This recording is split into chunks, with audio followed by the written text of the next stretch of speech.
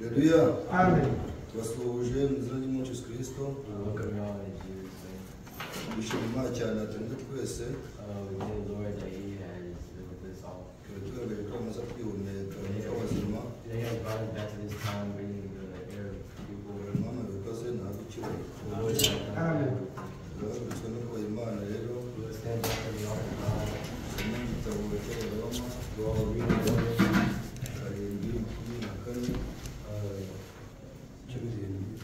We're reading Romans 7 to 24.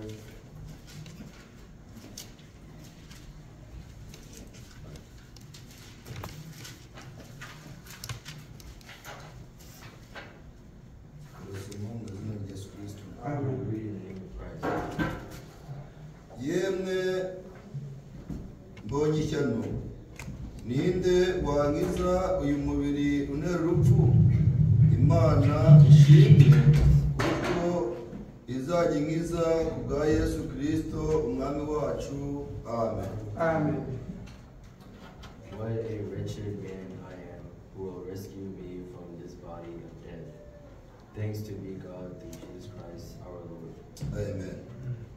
Manuka mumuka tukubone mwami ko waduhaye isezerano. Manuka mumuka tukubone ko waduhaye isezerano. Manuka mujambo tukubone ko waduhaye isezerano. Manuka mumuka tukubone ko waduhaye isezerano.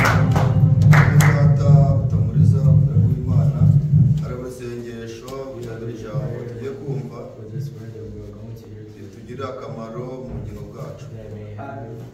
Uwiteka Mana ishobora byose, Uwiteka Mana nzima, turagushimika turaguhimbaje izina ryawe nyamwicyubahiro. Dushimishwa nuko uduhereje iki gitondo cyo mbere w'iminsi 7. Uwiteka tukaba tukibonetsemo turi mu kumuka bazima, turagushimiye izina ry'Umwami wacu Yesu Kristo. Amen. Twaryamye ntiwaryama, turasinzira ntiwasinzira, utubera amaso, niyo mpamvu tubigushimiye mu izina ry'Umwami wacu Yesu Kristo. Bira byose ndagusabye kugira ngo badutware ibyaha byacu. Uwiteka numara kutweza, Mwami Imana ndagusabye kugira ngo natwe tukubone mu izina ry'Umwami wacu Yesu Kristo. Amen. Uko twari tugukeneye tutatukubonye, Uwiteka waje ari umurwayi akire, waje afite intege nke umuhereza imbaraga, waje adashoboye Uwiteka umushoboze mu izina ry'Umwami wacu Yesu Kristo. Fata umugaragu wawe ugiye kutuganiriza, musiga umwuka wawe natwe dusigire kumwumva, kandi agusabye kugira ngo Uwiteka udushyire mu kirere cy'umwuka tubashe kuvuga umwuka abwira amatorero mu izina ry'Umwami wacu Yesu Kristo. Itara cyacu Mana yacu icyo duheje ni Satani iyo ari yo yose mu izina ry'Umwami wacu Yesu Kristo. Uri dufate uri tuyobore utagire kandi uheruke, mbigusabye neza kubikoze mu izina ry'Umwami wacu Yesu Kristo. Amen. Tubasha kwicara. None data turi kumwe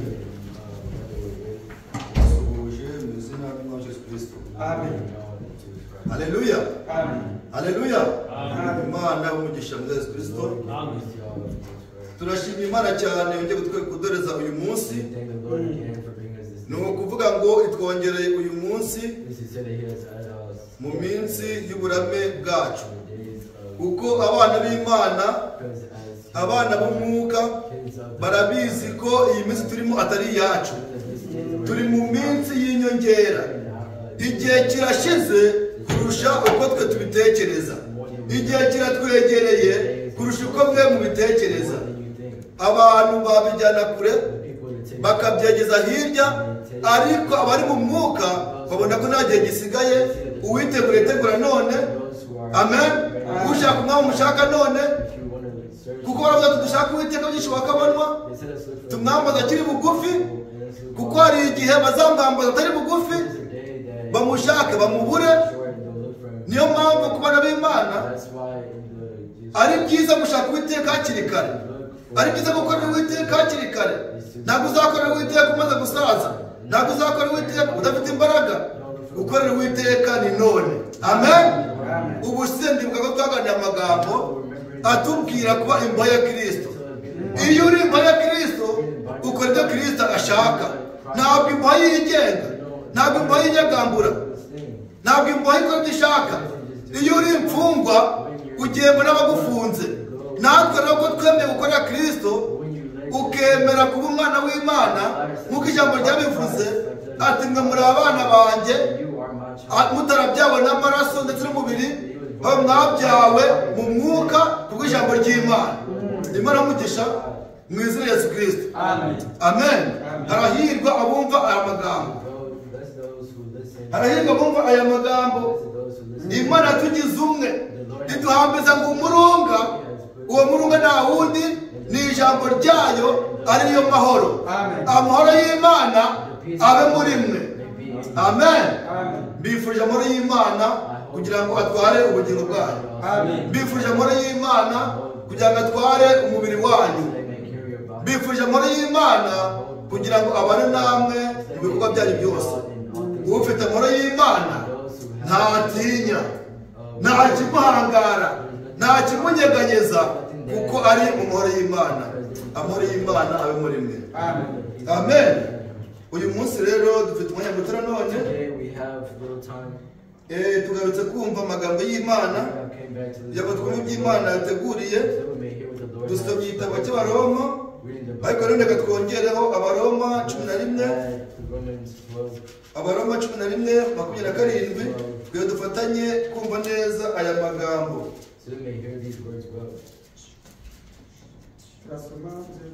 Amen. Iryo ryo sezerano mbasezeranije ubwo nzabakuraho ibyaha kubw'ubutumwa bwiza babaye abanzi b'Imana ubwanyu, ariko kubwo gutoranywa Imana yifiteho igikundiro ku bwa ba sekuruza. Amen. Kuko impano y'Imana kuko impano z'Imana no guhamagara kwayo bitavuguruzwa. Amen. Amen. 11:11-27.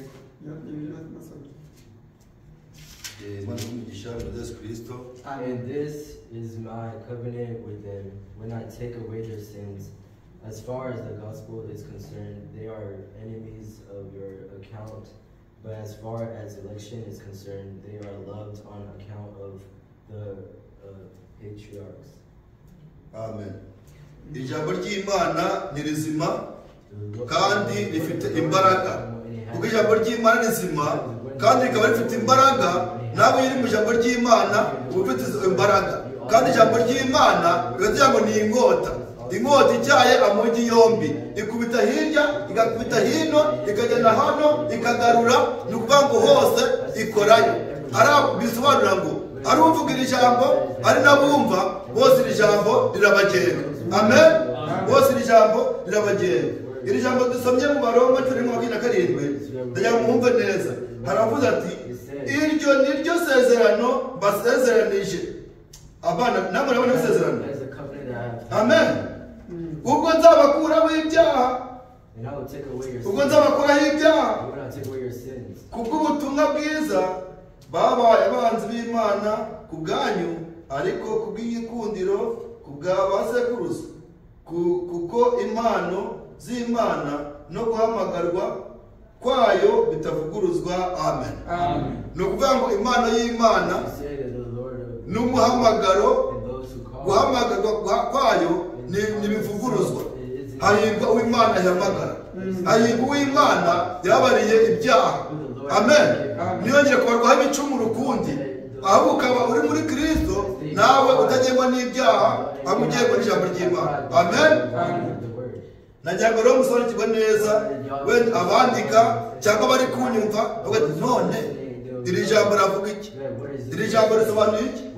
Iri jambo cyangwa baganiriza ni ijambo ryiza ritubwira ko Yesu Kristo niwe ubabarira ibyaha. Amen.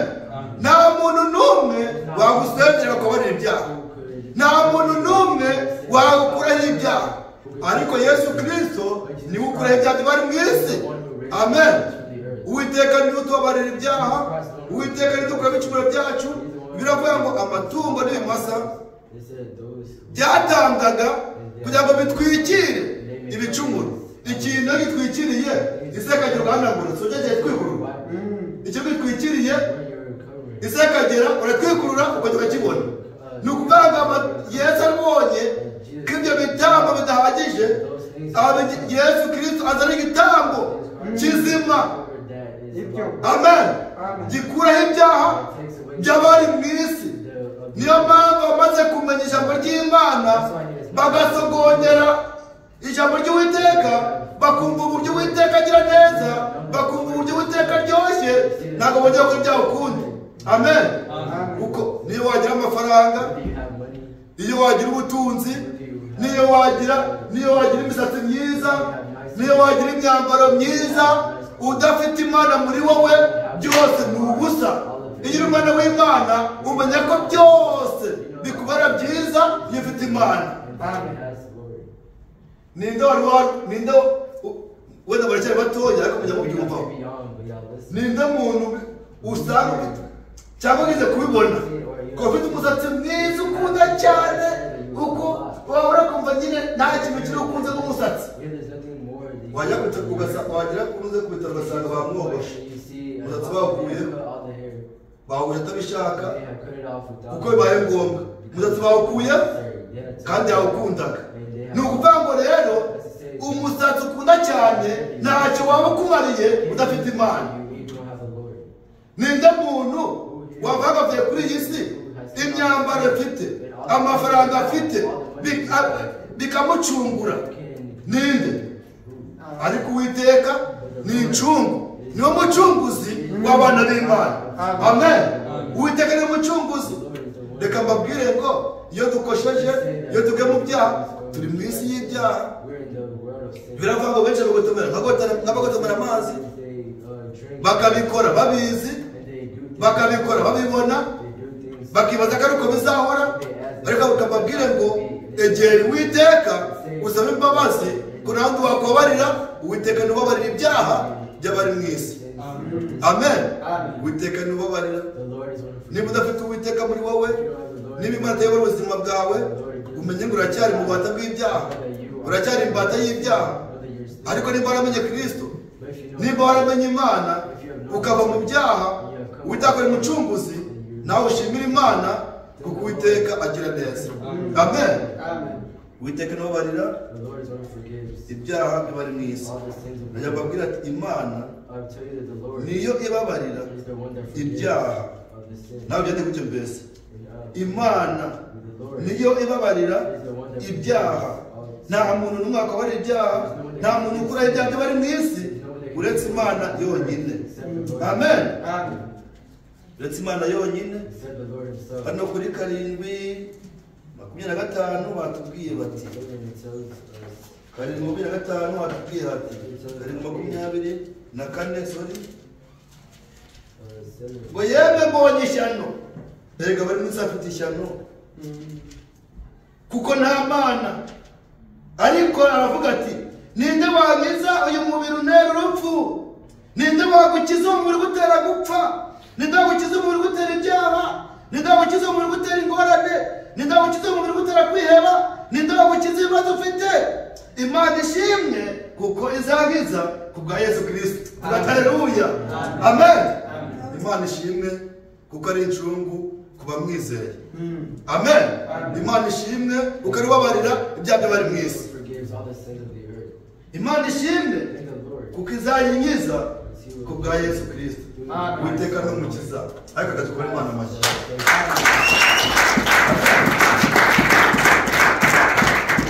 Iyo Yesu namugira, iyo Yesu tamugira, twari dupfuye nabi, twari abo kurimbuka, ntabwo twari tuzwi. Amen. Ntabwo twari tuzi, ariko kubera Yesu Kristo natwe turazwi, ntabwo turiho, kwitwa abana b'Imana kubw'ijambo ry'Uwiteka. Amen. Imana niyo ibabarira ibyaha. turangirize mu gitabo cy'Abefeso Yesaya. Let's read in Revelation Isaiah. Turi gusoza kumenya muto tuba dufite Coming to an end because a little time we have. Yesaya 20:43.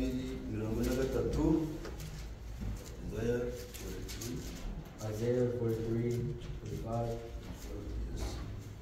Yesaya 20:43.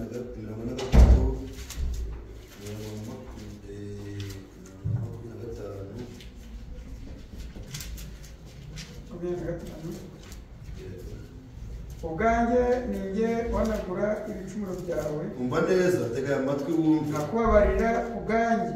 Ubwanjye ninjye wabarira ibicumuro byawe. Nakubabarira ubwanjye. Kandi ibyaha byawe sinzabyibuka. Amen. Amen. Murabyumvise neza? Murabyumvise? Ahubwo bari kumva aya magambo. Amen.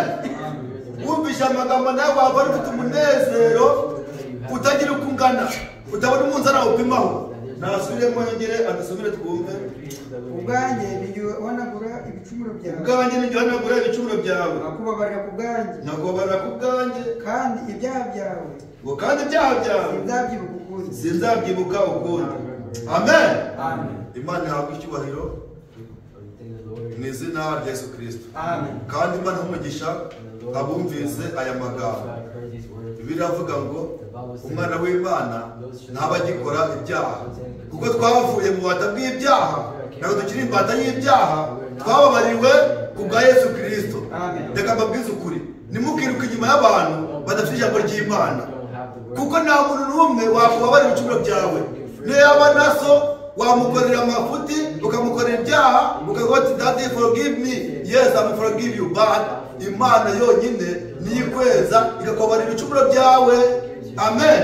Jya dukora mu mwijima, dusaba atari kureba, utabona atari kubona, atari kureba, bya bintu uvuga runaka atari kubyumva, ibyo byose imbere y'Imana irabizi, kandi imbere y'Imana bisa n'ibyambaye ubusa. Imbere y'Imana ngo umwijima kuri yo ni umucyo. Amen. Rero Uwiteka niwubabarira, ujye wegera Imana, uyibwire ibikugoye, uyibwire ibibazo ufite, uyibwire ingorane ufite. Amen. Ni uburwayi ufite, Uwiteka arabishoboye. Uwiteka ni umukiza. Ni ingorane ufite kwiheba gukabije, Uwiteka niwe muhumuriza. Ufite ibyaha byakunaniye, Uwiteka niwe ubabarira ibyaha. Mwegere ubwakije abandi, ubwabariye abandi, nawe yagukiza kandi yabasha kukubabarira. Amen. Bibiliya yanjye n'iyawe niba uyifite iravuga iti, kuko bose bakoze ibyaha, ariko bose bamenye Imana n'ubucunguzi n'imirimo y'Imana bashobora gukizwa ubu. Imana igukize kandi kubabarire mu izina rya Yesu Kristo. Turi kuri aya magambo avuga ati Imana niyo ibabarira ibyaha. Ukaririmba gatuje, reka dusenge, dusore umugisha abumvise amagambo, kandi iri jambo ribashe gutura mu mitima yacu. Amen. Mwakire ijambo ry'Uwiteka.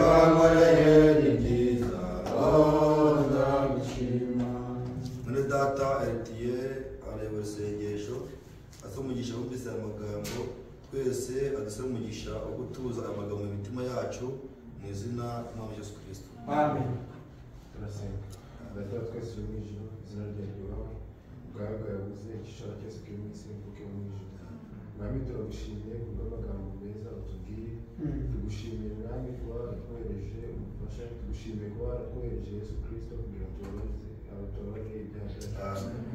Mwami turagushimiye Mwami kubw'amagambo yawe meza, tugushimiye Mwami kuba waraduhaye Yesu Kristo. Mwami izina ryawe rihabwe icyubahiro. mwami yatuze mu mitima yacu tujye tumenya ko ari wowe ubabarira gusa mwami nta wundi wababarira uretse wowe turagusabye kugira ngo mwami yatuze mu mitima yacu tutese ku byicaro byacu kandi natwe ubwiye mwami dutegure ibyo kurya byacu by'uyu munsi turagusabye mwami kugira ngo umugaragu wawe wakoresheje umugisha mwinshi umwongerere mwami aho yaduhanukiwe kandi mwami natwe utwongerere mwami turagusabye kugira ngo ukomeze kubana natwe mu izina rya Yesu Kristo amen. Amen.